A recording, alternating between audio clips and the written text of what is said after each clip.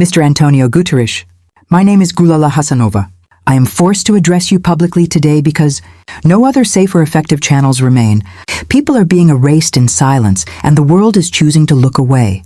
We have witness testimony indicating that Alisher Sahatov is being held in Turkmenistan.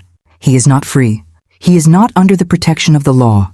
He is being held in inhuman conditions, in places where there are no cameras, no oversight, and no guarantees. According to witness accounts, Alisher Sahatov was struck on the head. He is being detained by force. He is held in complete isolation. He has no access to a lawyer. All contact with his family and the outside world has been cut off. Alongside him is Abdullah Orusov. He is bound. His mouth has been covered. He has been humiliated and subjected to systematic abuse. He is psychologically broken. People are held 14 at a time in the same enclosed space, treated like animals. There is no light. No medical care. No conditions compatible with human dignity. All of this is happening under the knowledge and supervision of individuals who present themselves as religious, moral, and responsible state officials. They hide in basements, in places without cameras, in places where no traces remain, in places where people disappear, and truth disappears with them.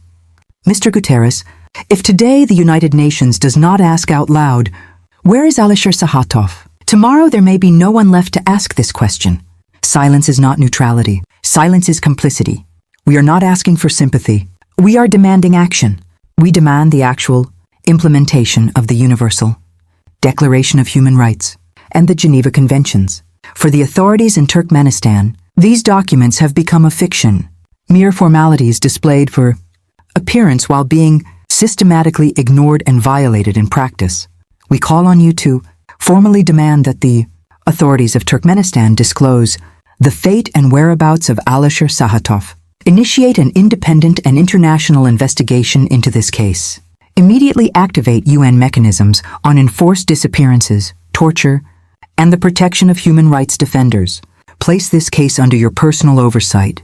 If today people can disappear without names, without courts, without answers, then tomorrow anyone can disappear. Mr. Secretary General, we are addressing you because we still want to believe that there is a line the world will not cross in silence.